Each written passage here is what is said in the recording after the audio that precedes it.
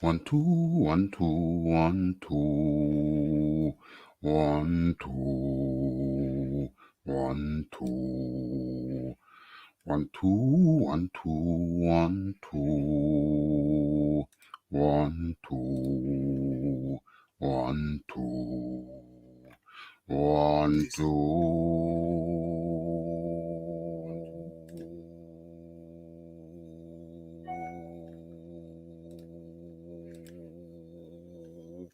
Damn, I ran out of breath. Okay, what's going on? Yes, yeah. Hold on, I don't like that stuff. Hold on. It missed the beat. Let's go again. Yes. You are in tune to Boxing Talk with Rafi. Boom, boom, boom. Yes. That's what we're looking at. UFC versus boxing, same night. What the hell you doing, Dana White? What the hell you doing? What you doing? And let's just drop this in while I started with the robot, the Raphael Dawkins Combat Radio Butler. So let us attempt to do this. Let's go.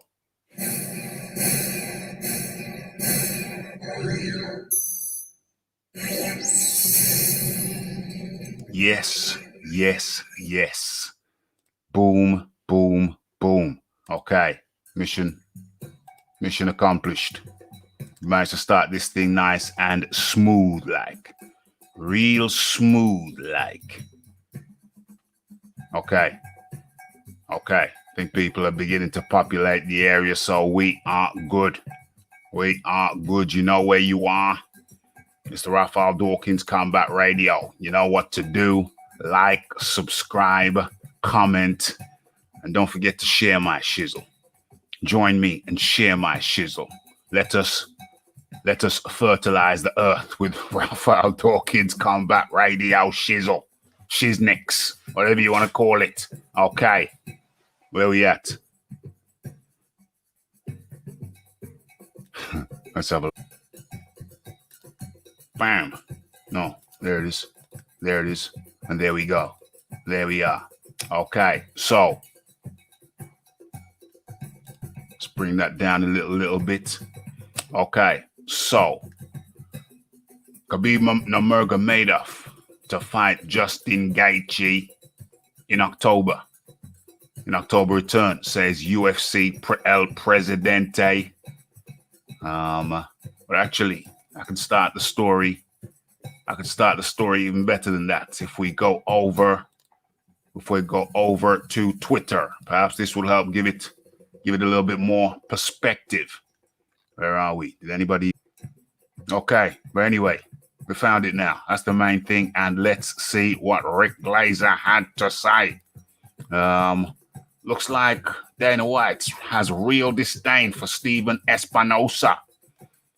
Showtime announces Tank Davis versus Luis Santa Cruz October the 24th on PPV. And Dana White counters for the same night. Khabib Nurmagomedov versus Justin Gaethje on PPV. Davis, Luis Santa Cruz wasn't going too well on PPV anyways. But now it's got a whole lot worse. OMG. Okay, so what do I do here? Let's like that, and let's retweet my own shiznix.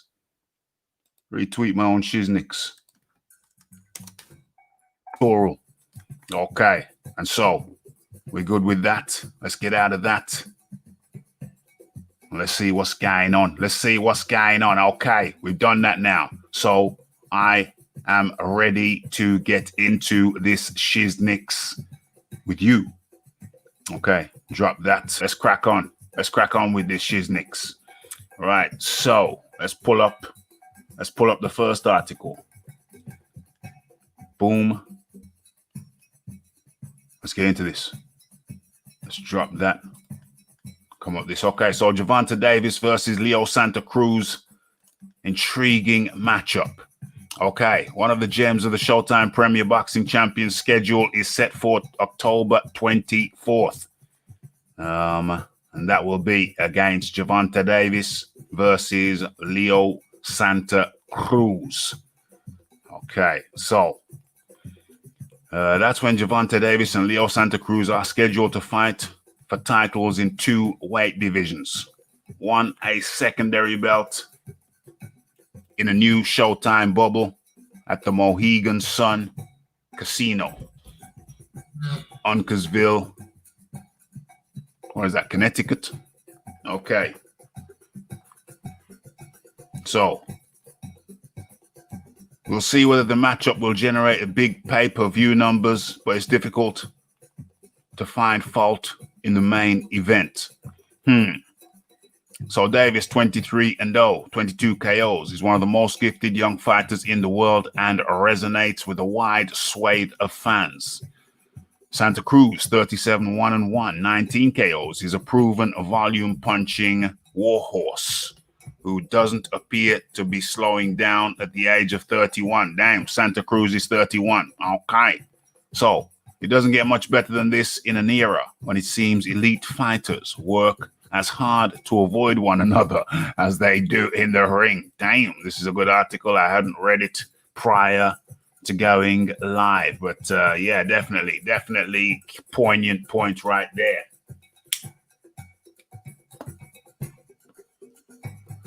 Okay, and I repeat, it doesn't get much better than this in an era when it seems elite fighters work as hard to avoid one another as they do in the ring. As they do to get in the ring. Okay, so there's Santa Cruz there. Okay, looking like a World War II guy. I'll continue reading. Oh, this is gonna give me problems. No. Leo Santa Cruz outpointed Miguel Flores. Miguel Flores to win a title in a 4th division. Okay, and there are already good storylines directly relating to the boxing side of the matchup. The most compelling might be that Davis has agreed to a weight limit of 130 pounds, which will allow him to challenge for Santa Cruz's WBA junior lightweight title. Davis, WBA regular, 135-pound belt also will be on the line, but Boxing Junkie doesn't recognize that title. Damn. Vasily Lomachenko is the WBA lightweight champion. Okay, so they don't recognize the WBA junior lightweight title. Okay, so trying to say it's some kind of Mickey Mouse belt. Still, the fact that the fight is scheduled to take place at 130 pounds is interesting. Very, very interesting. Davis made the move up to 135 pounds for his last fight, a 12th round knockout of Yorkis Gamboa. Okay. Yorkis Gamboa in July of last year. Damn. Can he even make 130 pounds at this point? Interesting. Remember, Davis isn't known for his discipline. He lost his junior lightweight title when he weighed 130 for his first fight against Francisco Fonseca on the Floyd Mayweather Conor McGregor undercard in 2017. He made 130 for his next 3 bouts, but needed 2 tries before succeeding against Hugo Ruiz in February of last year. And he initially weighed 136.2 pounds the day before the lightweight fight against Gamboa. He made weight on his second attempt. So we can see here that just the weight alone, just making the weight alone is going to be an interesting thing to watch out for. He's motivated. I don't think there will be any problems making weight on this one, said Espinosa, El Presidente of Sports and Evening Programming for Showtime. So where we are, I just heard a pop within a second. Where are we? Meanwhile, the fact that the fight will take place at 1:30 or not 1:35 probably raises Santa Cruz's chances of winning twofold. The 3-division title holder from Los Angeles area was a 126-pounder only 2 fights ago. And while he outpointed Miguel Flores to win his 130-pound title in his debut at the weight in November, he didn't look particularly sharp. That raised questions about his effectiveness at 130.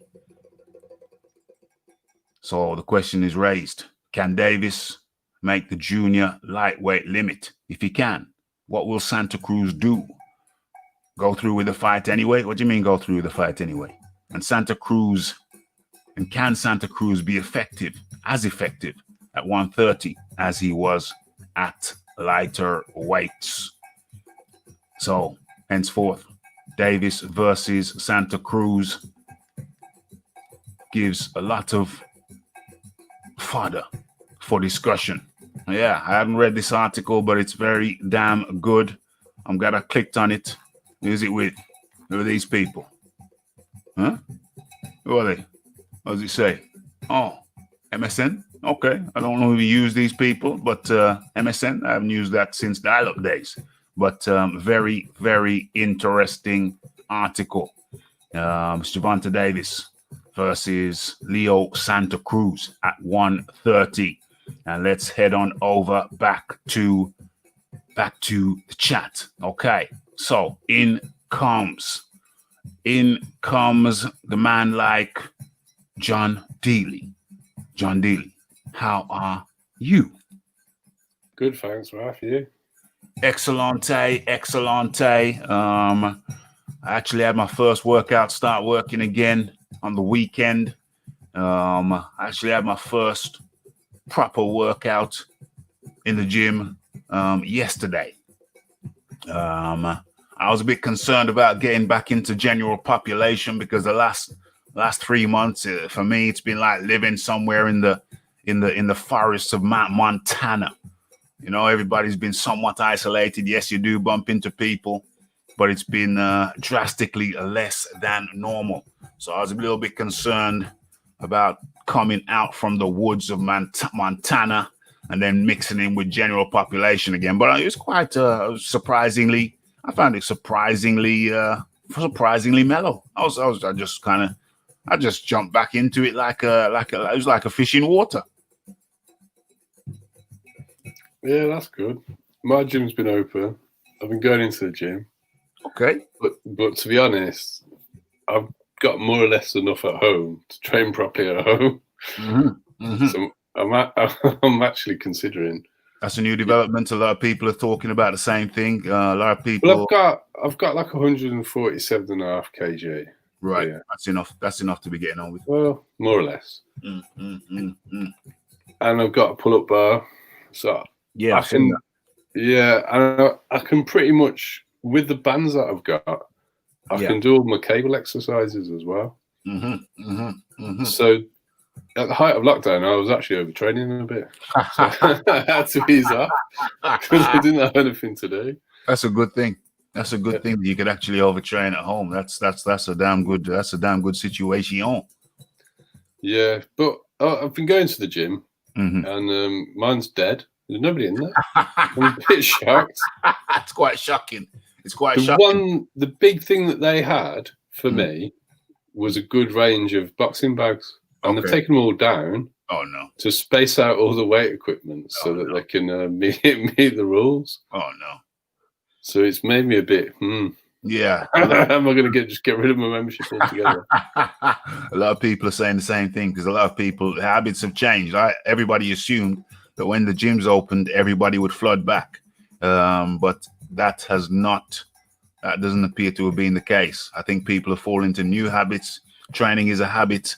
and people are falling into new habits, have fallen into new habits, and so there hasn't been the rush back to the gym. I think it's going to be a nice trickle, though.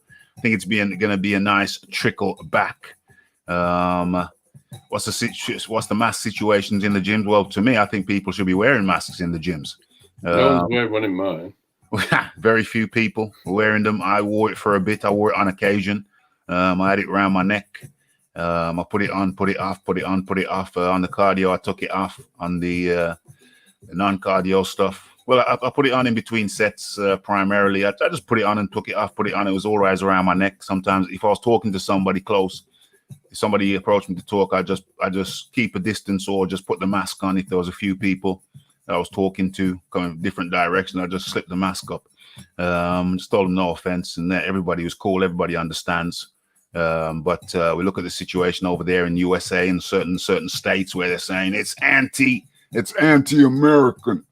It's anti-American to wear the mask. We do what we want to do over here. And we look at certain places like Los Angeles where the COVID thing, or the pandemic thing, is rising. And you look over at Japan where the thing is pretty much damn well under control. They're wearing the masks, they're wearing the gloves. I was a little bit skeptical. Raphael Dawkins, you have 14 Facebook notifications. Okay, thank you for that. I'll check that out later. And so, I was skeptical. I didn't know, but I've come to the conclusion. Yeah, it makes sense. It makes sense to cover your face. It makes sense to wear gloves. I mean, I'm not wearing gloves, but what I do is the gym now, they've got stations, they've got cleaning stations. You're recommended that you clean the machine before you use it, because the twat before you may not have. And you clean it after you use it. And really and truly, that was the old protocol back in the day. That was the old protocol. You had the cleaning stations where you had the blue roll, the blue tissue roll, and then you had the squirty bottle. And that was the old protocol. And they got rid of it, never understood why, but now it's come back and it needs to stay permanently. Likewise, the protocols in the supermarkets where you get the blue paper and the squirty bottle. And you even clean your hands before you go in there. And then with me, I use the blue paper. I squirt some. I don't even touch the squirty bottle. I have enough paper so I can hold the squirty bottle with the paper, so my hand never touches it. Squirt it out on the paper, wipe my hands with that, and then I use that to wrap around the trolley or the basket. So I never touch the trolley, never touch the basket. I don't even touch the dispensers. And I think that's the protocol which needs to continue.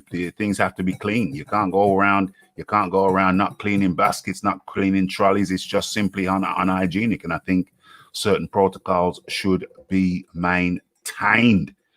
What you got to say about that, John? Well, sure. I've got two. Well, the thing is, if you have no exposure to bacteria, your immune system's not going to be very good. I hear that.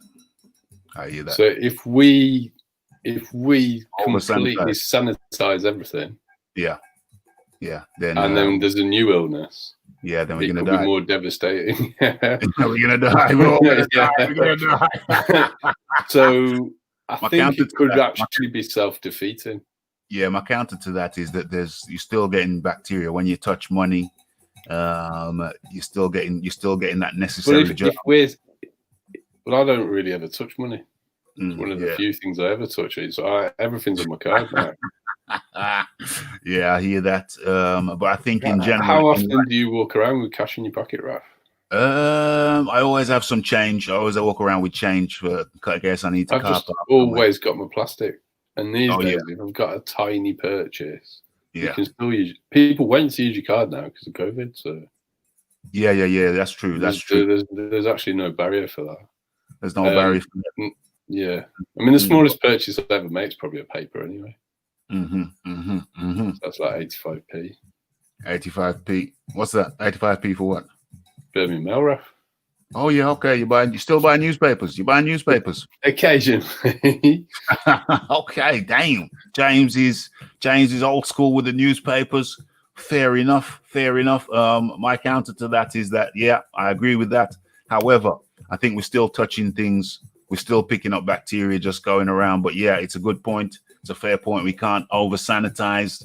We cannot advertise masks and exercise is dangerous. Yes, yes, yes. Yeah, too much. You're breathing back in your CO2. Yeah, I understand. I understand that point. However, there are masks. Well, we've got quite a strict Mm. 2 meter rule in our gym. Yeah. It's quite strict. Every other machine is X stuff.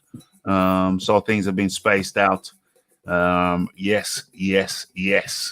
Okay. I'm also probably a bit selfish at the moment because I think I've had it. Oh yeah, I got you. But I mean, that does also mean I probably can't give it to anybody as well. Okay. So that's an interesting point. You had it before. Can you get it again? Can you pass it on? Interesting points about the COVID, the pandemic. If we can pass it on, Raf. Yeah. It's not going anywhere until we've got an effective vaccine. Mm-hmm. But then a vaccine's going to have limited value because you can get it again. Yeah. Would you take the vaccine? Would you be up for it? No, because I've had it. Okay. The vaccine's very controversial. I've never had a vaccine in my life. Do I start now? You've never had a vaccine, Raf? Oh, you mean when I was a kid, when I was a child? Yeah. They give you the vaccines when you're a child, but as an adult, no. I've not had one since my polio one. But yeah, exactly, the kiddie one. But those are like you have loads when you're a kid. Okay, yeah. I've had a tetanus as an adult. Yeah, other than being a child, I've never taken. Never had a tetanus, Raf. That was a kid. I think they give you that when you're a kid. No. Tetanus is every 7 years if you cut yourself with any type of metal object. Have I ever cut myself with a metal object? I don't know if you're accident prone. I used to be very accident prone. No, I'm absolutely not accident prone. I'm a risk assessment guy. I fell off my bike a few times and that's about it. But I don't think I've ever cut myself with a metal object. No. I've had a couple of paper cuts in my time, but other than that, opening envelopes. But other than that, 9. Mandatory vaccines, yes or no? Well, up to the individual. Me personally, I'm not into it. I believe in just trying to be clean and trying to have a good immune system. That's my route, but that I'm not a medical doctor, and I am in no way trying to influence people one way or the other. I'm just talking about my own personal preference, as is John Dealey. You're not a medical doctor, are you, John? No. No. Only right. No. I feel like richer and have a more secure job now for once. OMG, wouldn't we all? Okay, shout out to Rafi for pumping out good content. John Dealey, always a good guest to have up in the area. Yeah, John's been over here for a long time. I like Wingy. He's got good energy. Yeah, it's Aaron Daly. It's Wingy's boxing though, isn't it? Yeah. Well, he's got the Wingy. Yeah. That's how I know him though from his podcast. Oh yeah, I got you. Aaron Daly. Yeah, he's always got good energy, and when I hear him talking, he's always very positive, which I like. Yes, 100%, 100%. Hell no to the vaccine. Okay, so where are we? Oh, another comment here by James Jameson. I hope Leo stops Tank. Tank lacks endurance, blowing out his rear after 4 rounds. Well, he went 12 rounds last time though. But he went 12 rounds against a shot Gambo with one leg. Yeah. I see what you're saying. But he didn't go 12 rounds. He went 12 rounds. Gambo shot going up with one leg. He went 12 rounds. We're going to get onto this because what got me on here in the first place was in the article. This was too juicy for me to pass up. They had Tank Davis and Elite Boxing in the same sentence. OMG. So what would Tank Davis need to do for you to prove himself to be an elite boxer? Fight somebody in his own weight class to start off with. Mm-hmm. Every time Tank goes up in weight, all the people from the weight division below on the PBC have to fight him because he's a little fat bully. OMG. That's stage 1. Yeah. Stage 2 would be not blowing up and looking like a fat frog in between fights. He's like Kermit's fat brother. OMG, hilarious. And he hasn't even got. Do you want stage 3? Or? Yeah, go. Yeah. Really well, you know, actually take on some elite opposition. Mm-hmm. And I'm sorry, Leo Santa Cruz outside of featherweight does not qualify. It does not qualify at all. And if Tank, why is Tank moving up to lightweight and then straight away going back down to 130 pounds to fight a career featherweight? Yeah. Because he doesn't want to take on the elite, perhaps. Well, yeah, because he's not. Tank may have had some talent initially. Yeah. But that talent has been spent and squandered through not fighting anybody who's a real test and a total lack of discipline. Mm-hmm. I mean, let's take Ricky Fatton as an example. Ricky was a good boxer. Yeah. But he got sparked by 2 elite boxers, partly because if you're constantly going into fat camp, your punch resistance is going to be affected. There's no way for me. Yeah. I think punch. I don't believe. Hold on there. We've got somebody claiming to be the PED. So we're about to find out whether this is a real PED or a fake PED. Okay. Let's go. PED. Right. Get your cock out. Oh dear. Gee, that was Dixon Siders. Dixon, you've been on too many of your own. You've been drinking your own cider, mate. You've been drinking your own cider. Okay, John D. Lee. Okay, carry on, John. So I'm just composing myself after that infantile interruption. Do adult men spend their time doing stuff like that? Find it well, clearly, we've got. Well, let me jump on. You talking my name? Let me do. A fake PED is up in the area. You need to do a bit more research, Dixon. I could tell it wasn't the real one.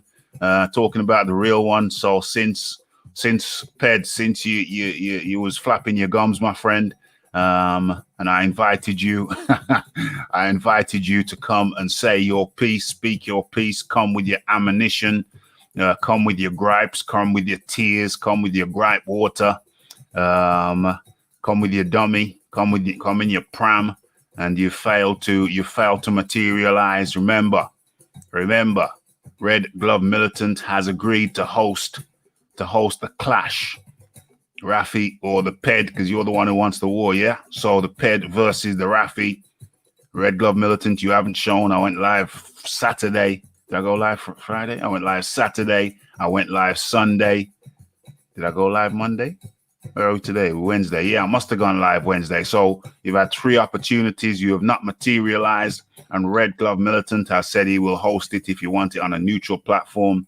Although everybody knows that everybody gets a fair shout over here. So wherever you want it, come on. But it's been 3 times, 3 different nights where you've declined to show, and you may show up here to vent your spleen. This is PED. You're talking about me. You were talking about me the other night. Okay, Dixon Siders, jump on in again, and we'll listen to you a bit closer. But you got to remember, the PED comes from a particular region in the UK. So when you jump on, try and have the right accent. Yeah, PED's always had his own avatar, not some. Yeah, he's not blank. Background. He's not blank. But I didn't want to say that to this fake PED. Yeah, but the fake PED may not know what his actual avatar was. Okay, well, the fake PED has come back in. Let's give him a chance. Let's give him a chance to air his. To vent his spleen, and let's go. You out, Rafi?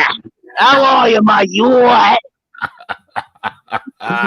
Stop lying about BFTB. Stop lying about 78. Stop lying about Blue Blood. Stop lying about Fanon. Yeah, we all know you're a fraud. Bye-bye. Oh dear. Oh dear. The ped has come. The fake ped has come and gone with the fake accent. The fake ped with the fake accent with the fake lyrics. I don't know, mate. I don't think that's the right geographical region. So I don't think that's the right accent. No, I don't think he's from the southeast. Yeah, I don't think so at all. I know. In fact, I know where he's from, and he certainly don't come with that accent and that raspy. What is it? Some kind of fake Arthur Daly, or is it some kind of fake Arthur Daly? I believe it was an attempt at a Cockney accent. OMG! I hope that isn't. What's his name now?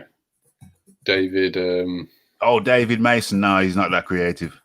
David Mason is not that creative or versatile. No. I haven't really seen David Mason for a very long time. David Mason has gone underground. David Mason is in his bunker. If not David Mason, come on. I think he's in the safety room, Raf. David Mason has got the button there to call the guards in should he need them. David Mason is in I don't know. David Mason is in his safe place. But okay, the fake ped, can you just get the hell on out of here? In matter of fact, let's block the fake ped. Let's permanently ban from studio. There you go, fake ped. Coming under your real name as Dixon Siders. OMG. Okay, John Dealey, get your shots off, mate. Get your shots off. Okay, so Ricky Fatton. Yeah. When he stepped up to elite opposition, had his clock completely cleaned. Yep. And a large part of it, for me, in my opinion, is the fact that he was going into training camp grossly overweight. And a fat camp is a recipe for reducing your punch resistance, in my opinion. Yeah. I'm not of the belief that chins are constant. I think that a lot affects your punch resistance. There's two things I don't believe that... I don't believe that being a puncher is completely made by God, and that someone who starts off with no power can't develop power. Right. And I also don't believe that you can't develop your punch resistance as well. People are always better than other people at different skills. There are always different levels. Yep. But these things can be improved quite a lot. I think cardio fitness improves punch resistance a lot. And I believe technique vastly improves power. And a good way to mess up your punch resistance is blowing up in weight in between fights. Yes. Yeah. That's not going to help at all. That's not going to help at all. Okay, is this the real El Jefe background, or is this the fake El Jefe? Let's have a listen. El Jefe, is that you, or is it Dixon Siders? Yo, Raph, let's go catch some souls, man. Yeah! Wow. Let's ban that one. Jeez, my ban list is getting ridiculously long. It's like I've got a concern. If this gentleman has got some family or friends, if he's not prepared to go voluntarily into psychiatric care, I'd consider using the sectioning options. Yeah. I think that's good. I think that's good, sound, solid advice. Dixon Siders, good, sound, solid advice. Book yourself in, my friend. Book yourself in. Go and get some type of intervention. Just for your own sake. Just for your own sake. You need a safe room. Dixon Siders. That's the best recommendation we can give for you. So in summary, John Dealey.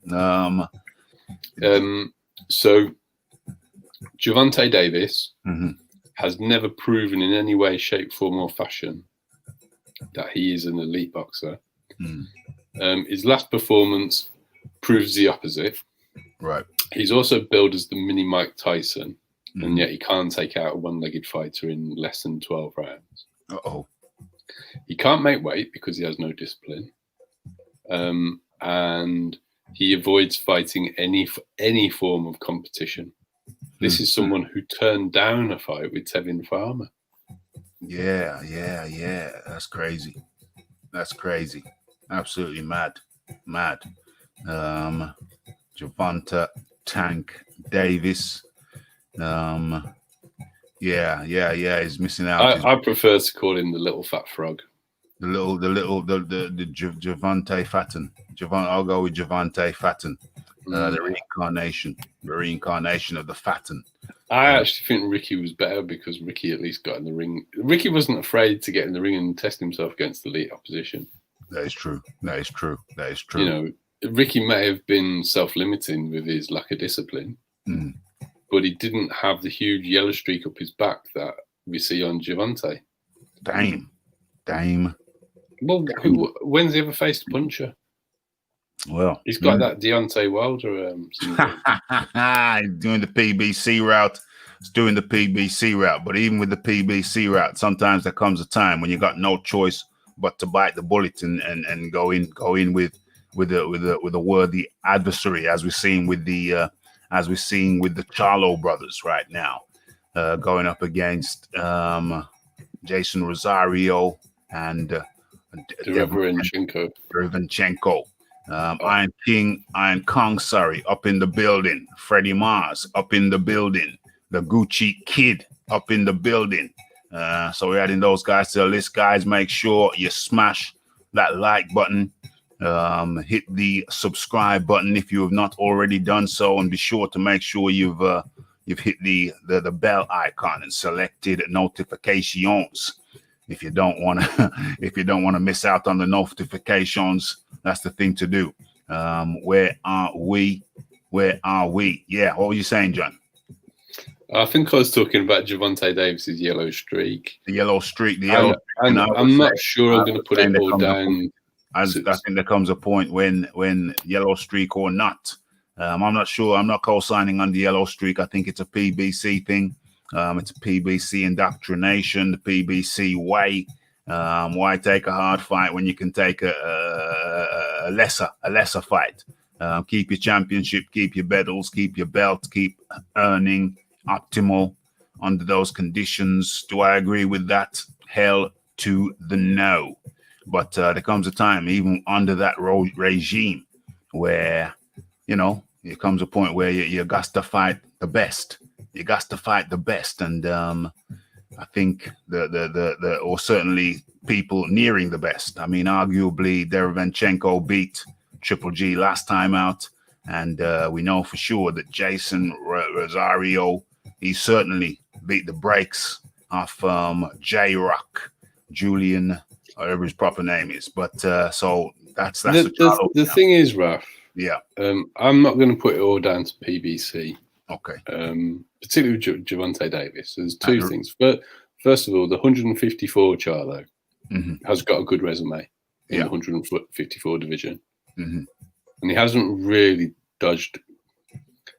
Say he didn't fight Lara, but other than that, he hasn't really dodged anybody. Yeah. As opposed to Gervonta. Gervonta doesn't even fight people in his own weight class. That's why I'm saying he's got a yellow. Tank Nation up in the building. Tank, sorry to upset your tank, but Gervonta Davis, pound for pound kid. I can't co-sign on that, Tank. I can't co-sign on that. We're talking about a man who doesn't even have a fully fledged title at 135 pounds. Yeah, that's right. And he's now fighting for a super featherweight title against a featherweight. Damn. It ain't looking good. It ain't looking good at all. It's consistent. Move on from there. He's the only PBC fighter doing this. Dragging the small guys up to his weight class. He's done it at every single weight class he's been in. That's why I say he has a yellow streak up his back. Because he won't fight someone in his own weight class. No, do you think that's Tank, or do you think it's his handlers? Is it Tank? Don't care. The fighter has to take responsibility at some point. And it's his whole career. Yeah. James Jameson makes an interesting point. The lack of opposition left Wilder defenseless when a real test came to town. Well, going slightly off topic, I completely agree with that, and it's one of the concerns. Where's PBC? Still the same. No. It's not all PBC though, because what I was going to say was it's one of my concerns about Daniel Dubois against Joe Joyce. Which is that Daniel's defense is terrible because he hasn't fought any credible opposition. Did you see? Well, hold on. What's his name was credible opposition, was he not? The Gorman fella. How? Well, the Gorman fella, he was highly touted. They were fought. He was highly touted by who? By Fish Eyes. Certain by Fish Eyes and probably a few Billy Joe Saunders and Fury fans. Well, it was them, yeah. Yeah, and what on earth has Nathan Gorman ever done? What has he ever done? What has Nathan Gorman ever shown to anybody to suggest that he should even be in the heavyweight division? Nathan Gorman, if he had a disciplined diet, would be a cruiserweight. He would, yeah. He's a 6'2" guy. What's he got? He's got like a tiny reach. Yeah. He's got like 70. Is he a 76-inch reach or less? Yeah, it could be around that ballpark. He may have some skills, but he has no evidence of any punching power. Mm-hmm. He's been highly touted. He was being highly touted, even highly touted on the back throughout even in the betting, amateur career. Even in the betting, he was highly touted, Raf. Yeah, he was. But I've predicted that Daniel was going to knock him out. Yeah, when I looked at his fights, because I watched quite a few of his fights before, and he showed a complete devastating lack of power. Yeah, and his dimensions as well. He's not a heavyweight. Well, he's a cruiserweight that is too lazy to make weight. That's what he is. OMG. Well, can anyone tell me any different? Well, no. I mean, no. However, what I can tell you is that when that fight was made, when that fight was announced, it was very close. It was very close in the fans. The fans were very close. The fans were saying. A lot of people did. And I think there's a contingent of people who support fat boxers for whatever reason. And ultimately, not being in good condition. And I'm sorry, if you're overweight, you're not in good condition. You don't have to be aesthetically beautiful to be in good condition. Absolutely not. But let's have a look at Nathan Gorman. If you get a picture of him up now, Raphael. Yeah, look at and you find me another sport outside of Olympic weightlifting, outside of the 110 kg plus category, where you see. Well, all right, there's three sports: hammer throwing, Olympic lifting, shot putting, and discus, where you will see people with that type of physique. Yeah, and that's just all three of the other sports. That's just the women. All three of those other sports are not endurance sports. Boxing in professional ranks is an endurance sport. Yes. Now, Nathan has got skills, I believe. Yeah, he has some skills. But in the professional ranks, when you've got to go more than 3 rounds and power is a factor, I mean, look at that. OMG. And what's his dimension? I'm going to box wreck his dimensions. Yeah. Let's get that up. Let's get that. Oh, what the hell has happened? Damn! Stop! What did I do? What happened? Just tried to click this damn thing. Click this picture. Should have just come up, shouldn't it? Why has it gone to a? Why does it go to a video? That's not the objective. That's not what I was looking for. What happens when I do that? Yeah, Nathan Gorman is 6'4.5" tall. Yeah. With a 73-inch reach. He's how tall? 6'4"? According to BoxRec. But the important point is he's got a 73-inch reach. That's a T-Rex reach. T-Rex. It's full T-Rex. That's T-Rex. And he's not. He may have a skilled back foot game, but I ain't seen any inside fighting from Nathan.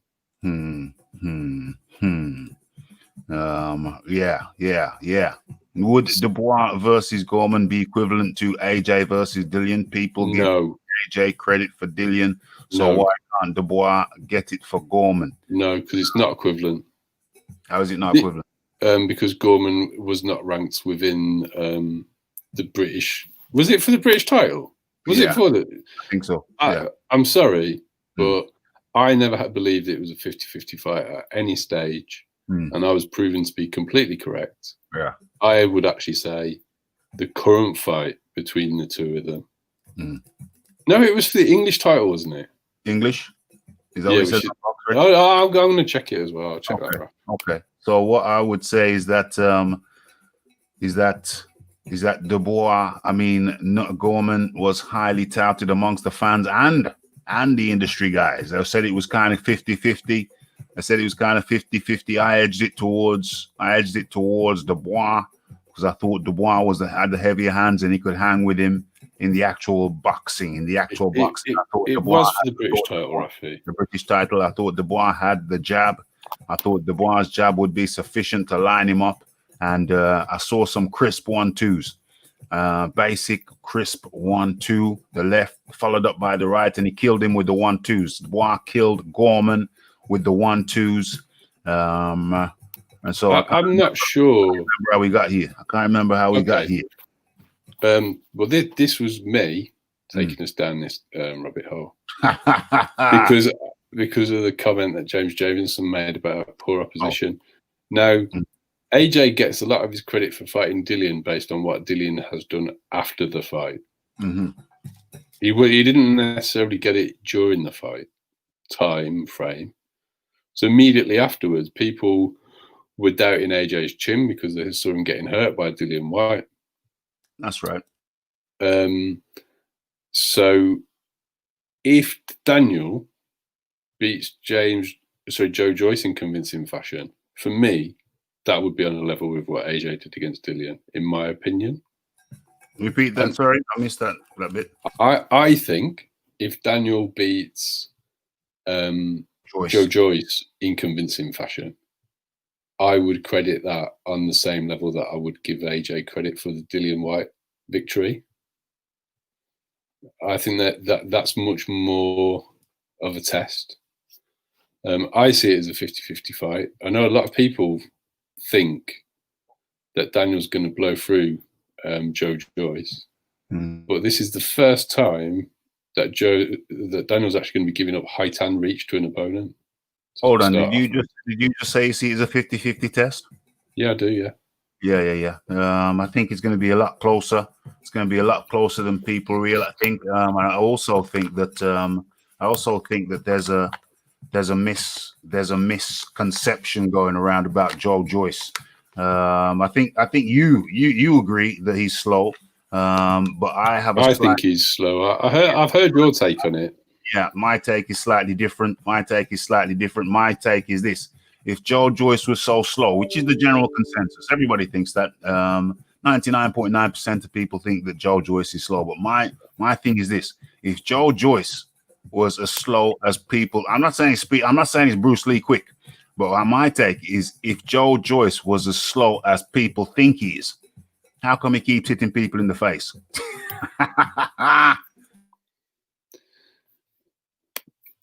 Well, I can come back to you on that. Yeah. I'll come back to you on that because I think he is slow, but I think he's effective. So I think it's the volume of punches and the body and head combinations that enable him to land. Because you may be able to defend one, but they just keep coming, and heavyweights aren't used to that. He's also pretty good at disguising his punches, and he fires from very unorthodox angles. Yep. So I think he's crafty. I think he's accurate, and I think he's quite relentless. So I think that makes up for the lack of speed. Because hell to the yes, because if he's got all those things, you see, crafty, puts disguise on it. All of those traits you just mentioned enable a boxer, enable a fighter to land on their opposition. So what I say is, it don't matter how slow people think he is. If he's still landing, then that's the key point. Are you landing or are you not? Are you landing or are you not? That is the key point. So if somebody could be slow as a sloth, if a man is as slow as a sloth, but he keeps hitting you in the head with concussive blows, and he keeps hitting you in the liver with concussive blows, then how slow are you really? Or how does it matter? Or does it matter? I tell you somebody else who I thought was slow, George Foreman. I actually think. Joe. Let that just sink in for the people. Let that just sink in for the people. Let that just sink in for the people. I put it to the people. I tell you somebody else who was slow, who I thought was slow, and that is he goes by one of the most successful heavyweights in recent times, George Foreman. No nickname. Didn't need one. John Daly. George Foreman 100% was slow. I also think he was less crafty than Joe, but he had absolute ridiculous power, and he had a great engine. Yeah. And I think George had a very good chin. So what he was good at was cutting off the ring. He was very good at that, and he was another body and head merchant as well. Yeah.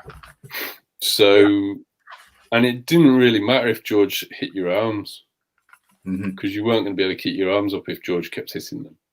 You weren't going to keep your arms up if George kept hitting them. And let me intersect there, and let's go to the chat. Don't ignore the chat. Remember, folks, you are in tune to boxing. Well, it's not actually boxing talk. We're talking boxing and UFC today.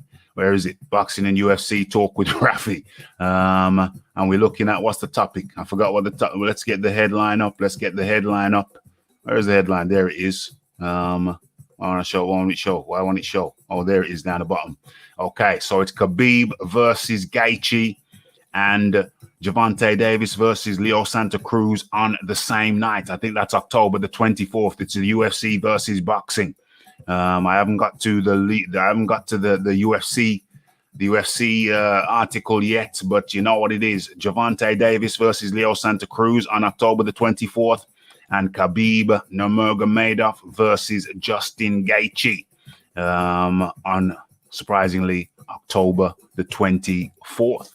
Remember the fight recently where they not too long ago where the boxing, I think it was a Top Rank card if I'm not mistaken. Was it? Oh no, it wasn't Top Rank. Wasn't it a Kovalev fight? Wasn't it a Kovalev fight that got held back because the UFC main event was playing? So they held back the boxing main event. Yeah, it could have been Top Rank. They held back the was it Canelo? I'm pretty sure it was. Are you sure? Yeah. I'm pretty sure. Canelo actually changed his date. Not the date. They held the fight back. I mean, you're right. You're right. On the same night. They didn't want to clash. They held back the Kovalev versus Canelo. They held it back. It happened on the same night. They delayed it. They kind of, I think Kovalev and Canelo were sitting around for about an hour because the UFC main event was happening. I can't remember what the main event was, but they held it back and they let Kovalev and Canelo sit it out. And I actually one step better. They actually showed the UFC main card while they had the boxers waiting to come out. Top Rank, I think it was. No. That's DAZN. It's DAZN because Canelo. Kovalev is with who? I think Kovalev. No, it's Canelo, Raf. Sorry. Oh yeah. So it's Canelo. That's DAZN. Canelo's DAZN and Golden Boy. Yeah. Golden Boy and Kovalev is with. Is he with the Duva? He's with Kathy Duva. I think he's with Kathy Duva. He's with Kathy Duva. He was HBO. And then from being HBO, I think he's floated around a bit. So that is the background. And what did I break away for? What did I want to say? Oh, yeah, I wanted to give the title of the piece, what we're talking about today. And also, just remind everybody as you come in, smash that like button, smash the subscribe button. You are in tune to Raphael Dawkins Combat Radio. We got John Daly on the mic alongside, and we're talking about the UFC. We're talking about boxing stroke UFC. But right about now, we're talking about Joe Joyce. We're talking about the heavyweight scene. Started off with Daniel Dubois. The linked it back to Nathan Gorman. Should he even be a heavyweight? We're talking about Joe Joyce. Joe Joyce, people say he's slow. 99.999% of people say he's slow. Rafi says slightly different. Rafi said if he was so slow, how come he lands? How come he lands? And how come he takes people out with headshots? And how come he takes people out with body shots? If he is so slow, how is he doing what he's doing? And John Daly is coming back with some counters to that. And I also mentioned another slow heavyweight. The slowness didn't stop him from being great. Does slowness stop you from being a great heavyweight? And George Foreman says no. John Daly. Well, speed was only, speed's a great attribute to have. Mm-hmm. But it depends on the totality of the package. Mm-hmm. Mm-hmm. Mm-hmm. So timing beats speed anyway. If we want to look at some of the fastest hands in the history of British boxing, we're not looking at one of the most successful British boxers because we're looking at Amir Khan. Good point. So speed isn't going to do it for you alone. People, not to go on to this for a long period of time. No, I'm not. I don't even know if I'm going to go there. I don't want to get on. Well, maybe don't go there. Maybe I won't go there. I won't go there. The main point is George was slow, and there he is. George was very slow. It made no odds because George didn't really matter where he touched you. It was going to hurt. Yeah, absolutely. I accidentally dropped off there. Yeah, you looked a bit puzzled when we saw a bit of FaceTime. So a bit of a puzzled Rafi. OMG. But what I was saying, Raf, was George didn't need speed because if he touched your shoulder, your arm, glancing blows that weren't very accurate, it was going to hurt. The most amazing thing for me about George Foreman and his success isn't actually how slow he was. It's the fact that he didn't have particularly good punching technique.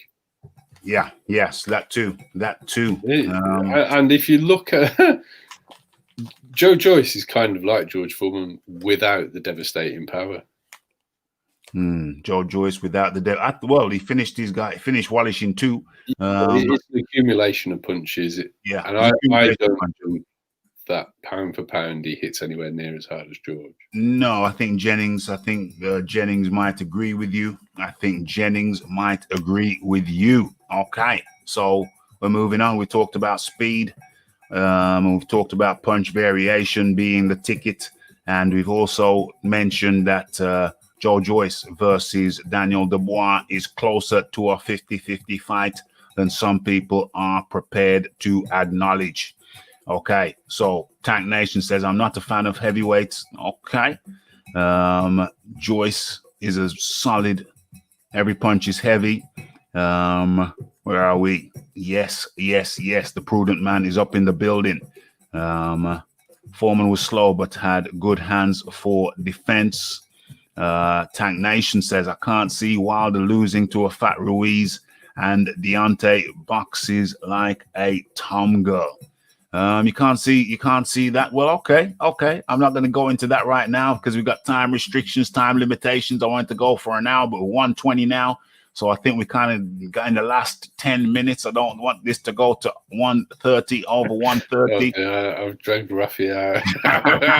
No, it's no time problem. scale with all his left fingers. No problem. It's no problem. I still got time for my bike ride. I still got time to write. Well, I got to write up the Rick Glazer thing. The Rick Glazer thumbnail, though I'm going to do a simple one now. I think one picture, one picture. Just put the title on the picture. Upload the show, and then get out on my bike and get a little bit of exercise in. A little bit ride down. And then I've got a tennis game tomorrow with someone who's very serious. So that's gonna be. I've only just got back into it in the COVID period era. You got a decent reach. I've got a ridiculous reach. I've got crazy. Okay.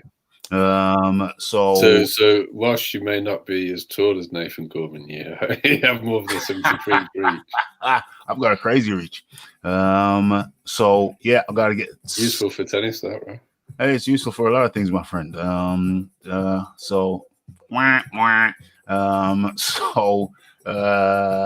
I'm laughing at my own joke. Just give me a second. Give me a second. I got the giggles at my own joke. This is crazy. This is not good. It's not professional. Okay. So, where was my train of thought? I don't see Wilder losing to a fat Ruiz. Well, I actually do, but we're not going to do this for this time because of the time restraint. The thing is, he avenged his loss. So if you want to talk about Deontay Wilder, let's see Deontay Wilder avenge his loss, and then we can have another conversation about. Well, let's see Deontay Wilder avenge his loss first. But that little fat Ruiz, I tell you what, mate, that little fat Ruiz was underrated, but Rafael Dawkins did not underrate the fat Ruiz.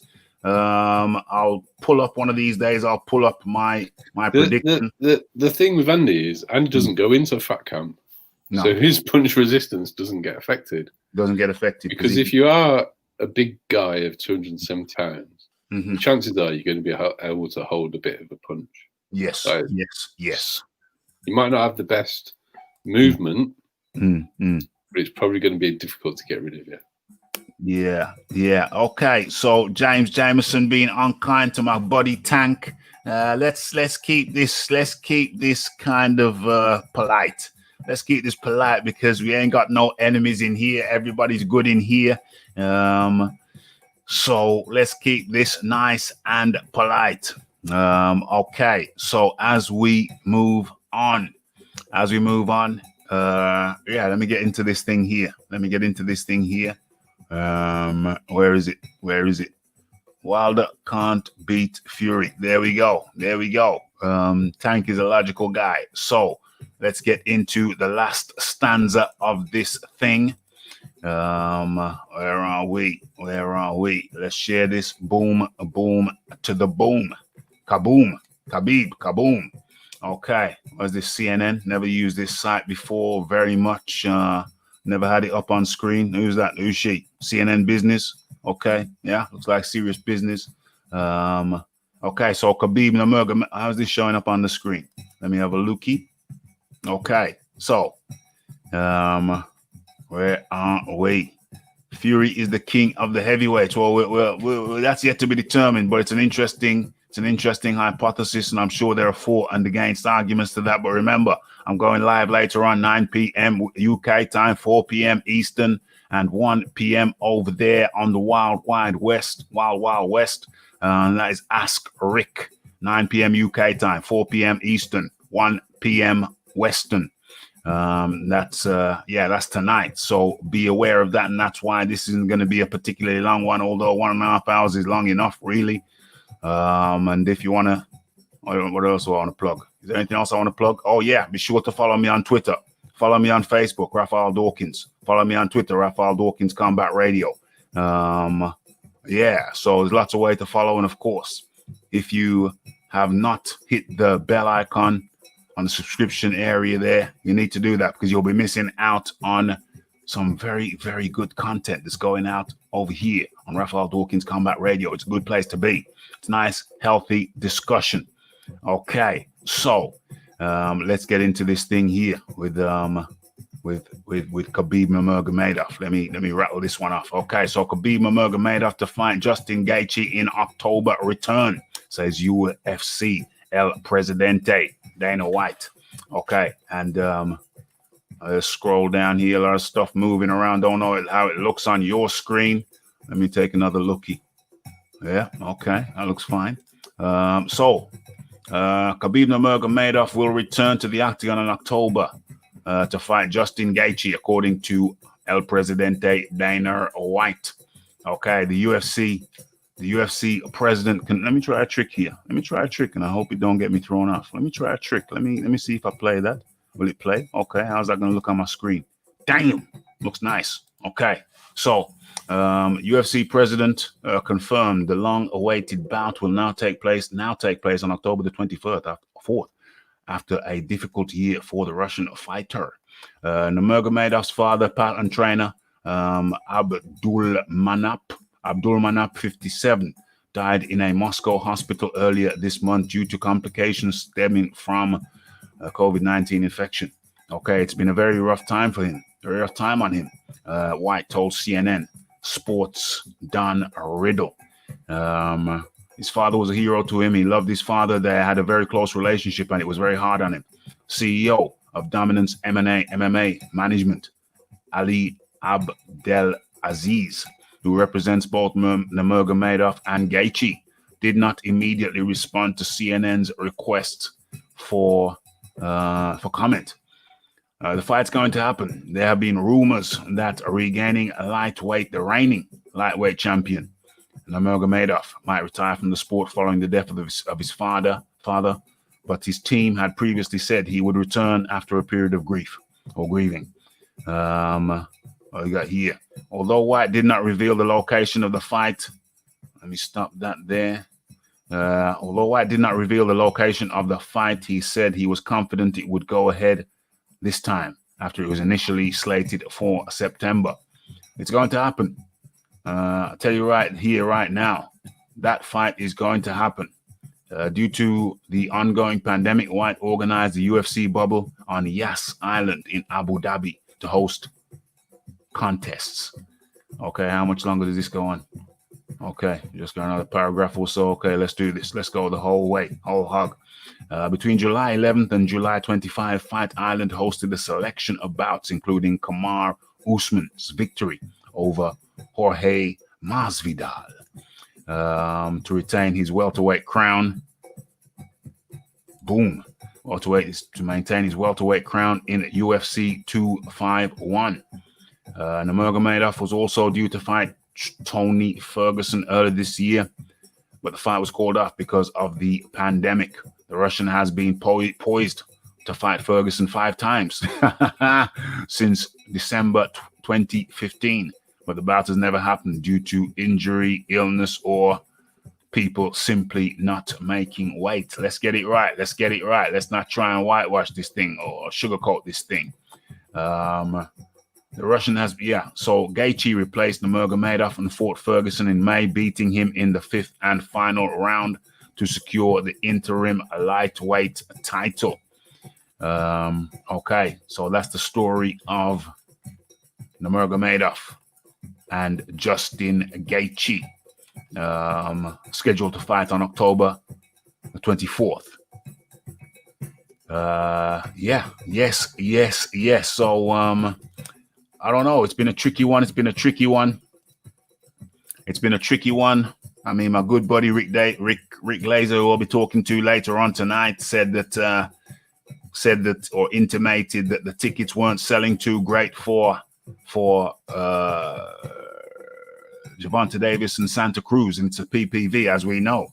And now the UFC has been doing big numbers during this COVID pandemic era over there on Yasser Island, over there in Abu Dhabi. That's by Saudi Arabia. And now they've got the added problem.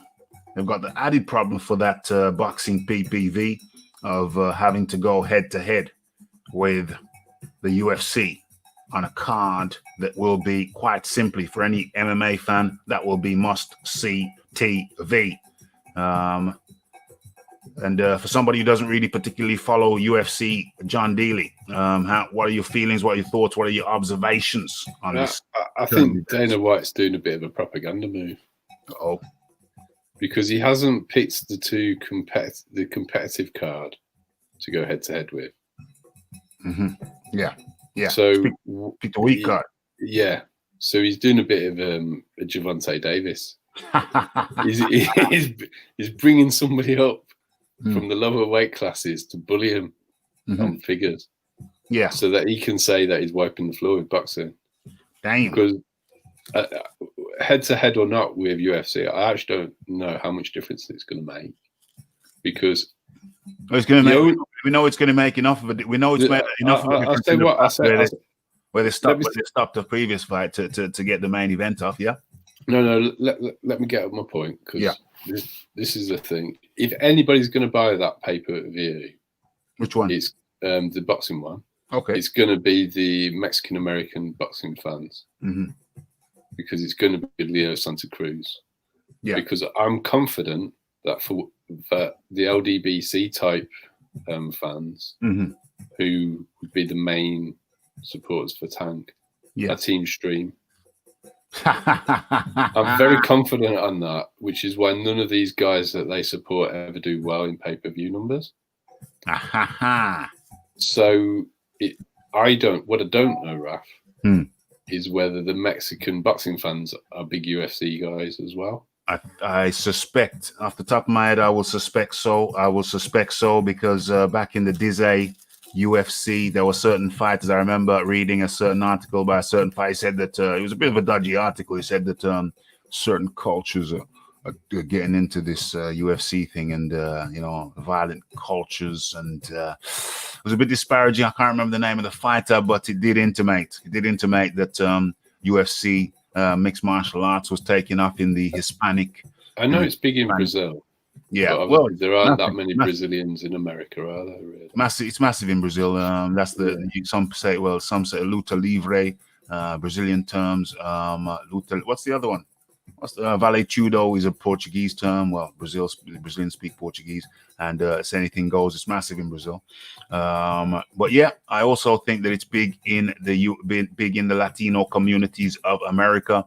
They did have a Latino Mexican guy with brown pride tattooed over his chest in the form of the first Mexican heavyweight champion in the UFC, and his name went by the name of Cain Velasquez.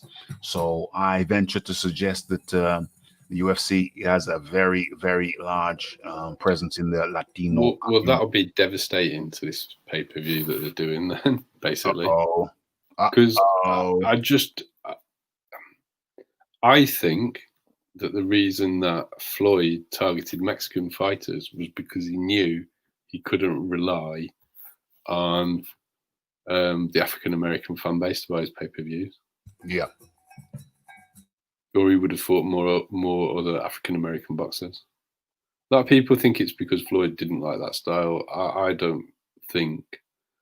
I think Floyd would have beaten the other good fighters of African American heritage in the welterweight division at the time he was fighting. I think Floyd was just the best of his era.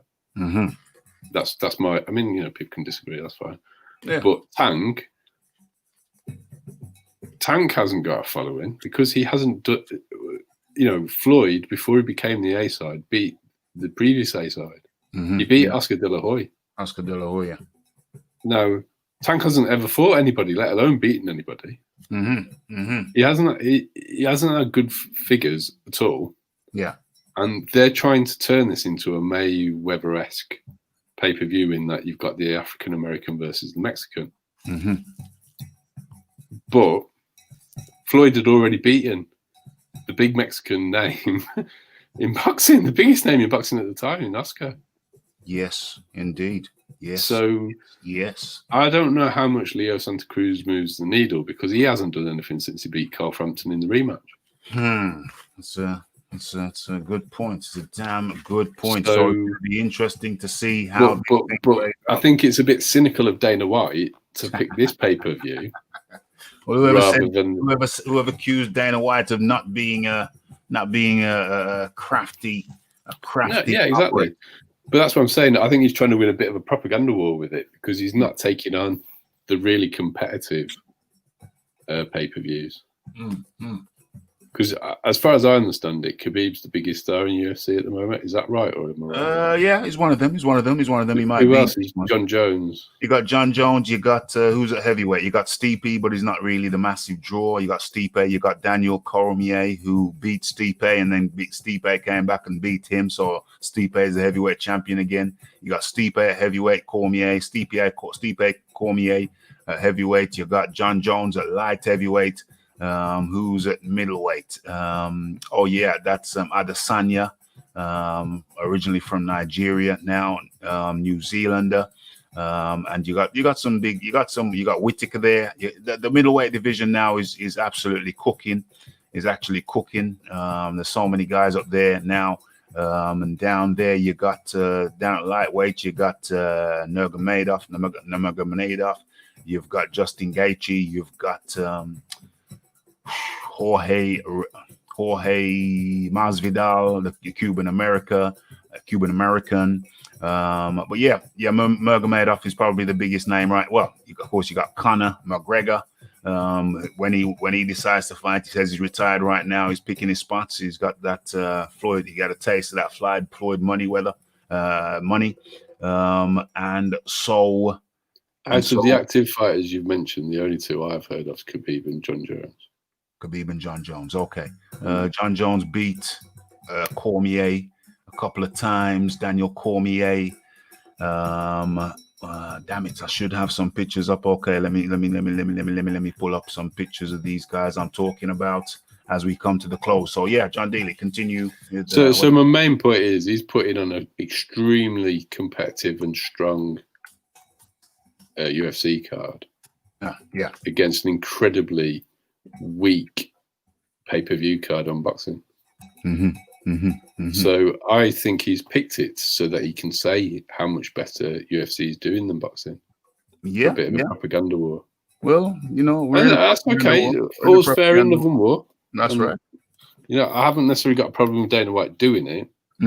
However, but from the outside looking in, I wouldn't be reading too much into UFC destroying this pay-per-view card because I think it was destined to be a flop in the first place.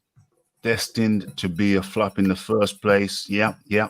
And if it was destined, and if it was going to be better, if the numbers were going to be better, then now with this UFC card featuring Nurmagomedov versus Justin Gaethje, that could make things that what can. What am I looking at here? You're looking at Daniel Cormier, the African American gentleman, beating the sportly gentleman. Miyoki, yeah. Well, he's very wide. Well, he used to fight at light heavyweight. And he originally fought at heavyweight. He's a shorter guy. Originally fought at heavyweight, destroyed everybody. Wrestler, primarily wrestling base and punching. Developed a good punch. Was knocking people silly, even though he was theoretically too small to do so. Then he dropped down from heavyweight to light heavyweight because his buddy and training partner, Cain Velasquez, the Brown Pride Mexican American. He was competing in the UFC at heavyweight. Daniel Cormier dropped down to light heavyweight when he came to the UFC, and then Cain Velasquez was out for a long time, suffering injuries, and then Daniel Cormier responded positively to offers made to fight Stipe Miocic. How old is he? He's got to be late 30s now. He's coming up to retirement age. He's very thick and muscular, very effective, and he's got a lot of girth. He's got a lot of girth, but I can see that benefiting you in wrestling, though. Yeah. He's a great wrestler. Don't let the girth fool you. No, I actually think it would be hard to wrestle somebody with girth. Oh yeah, and the height as well, the short height. It worked for him. So he beat Stipe Miocic, who was the American. Well, the Croatian American. What's the weight limit on light heavyweight, Rob? Light heavyweight 205. So it's cruiserweight effectively in boxing. Yeah, 205 is the limit for light heavy in UFC, and 265 is the limit for heavyweights. So Daniel, there's a limit. Yeah, 265 pounds. So Daniel Cormier beat Stipe. That's a bit heightist, Rob. Who was the reigning heavyweight champion. He beat him against all odds. However, Stipe came back and beat him recently, and now the rematch is scheduled for later this year. So that is the story. That is the wrap up. I think we got to wrap it up. You are, Raf. We got to wrap it up. I'm just going to start asking you UFC questions. Yeah, I know. No, it's not the time and the place for it. It's not the time and the place for it. We're going to do that. The sun's still shining. I got to write up this Rick Glazer show, post it up so people know. I got to put it on social media. Oh, damn. Hey, people think that going live is just pressing a button. No. You got to do the prep. You got to do the thumbnail alone and putting it out on social media. That takes an hour. I like to design it and get it out there, half an hour minimum.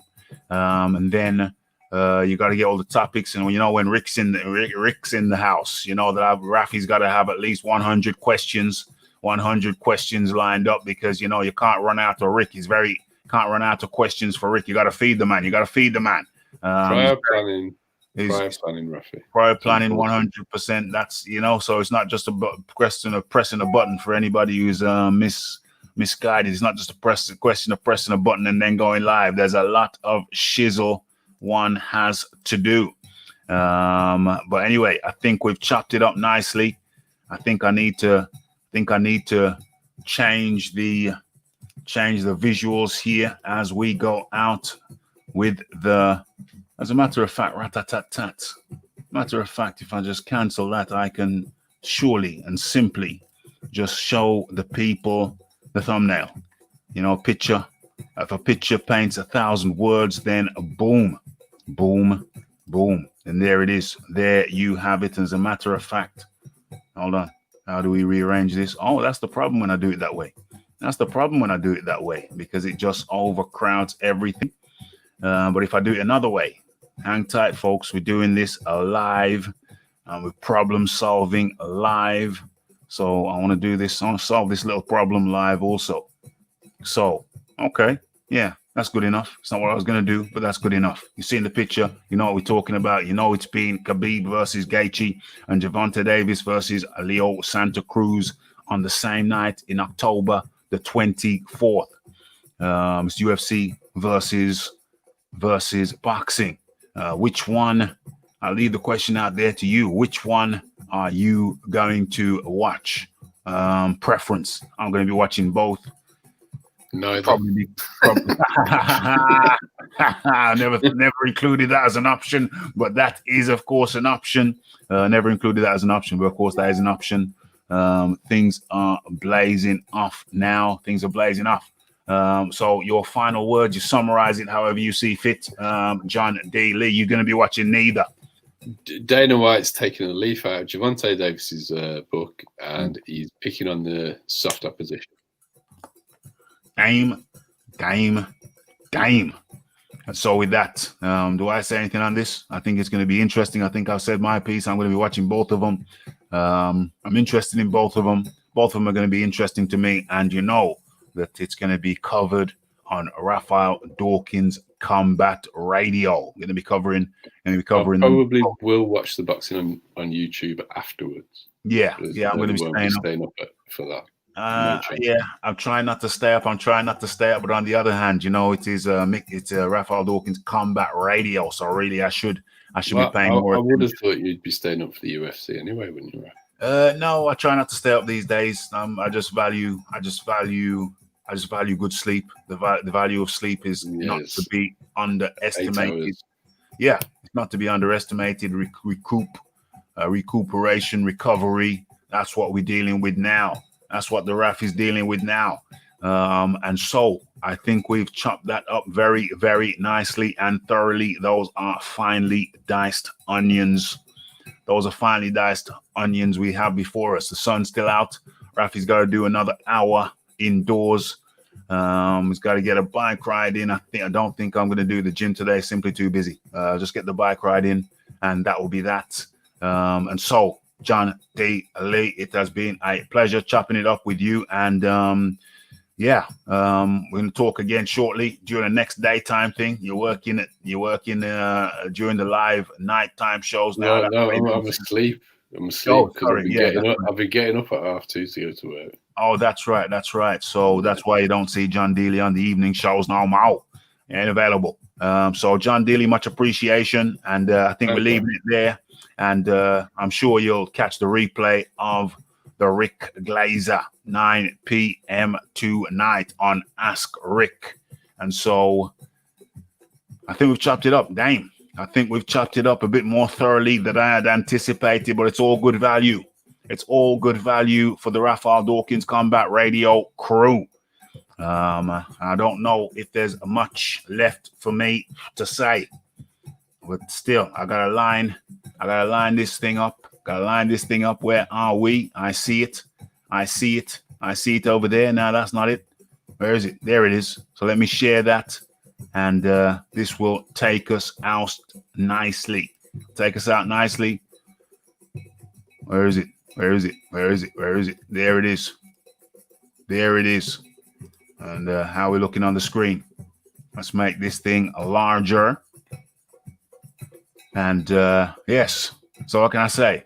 Mr. Raphael Dawkins, it's the Combat Radio, joined by John Daly.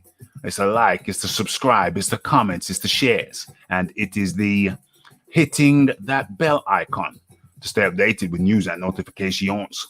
And don't forget about the live show. Don't forget to follow me on Twitter. And don't forget to tune in later on, 9 p.m. UK time, 4 p.m. East Coast, and 1 p.m. on the West for Ask Rick tonight. And nothing else for me to say other than blessed.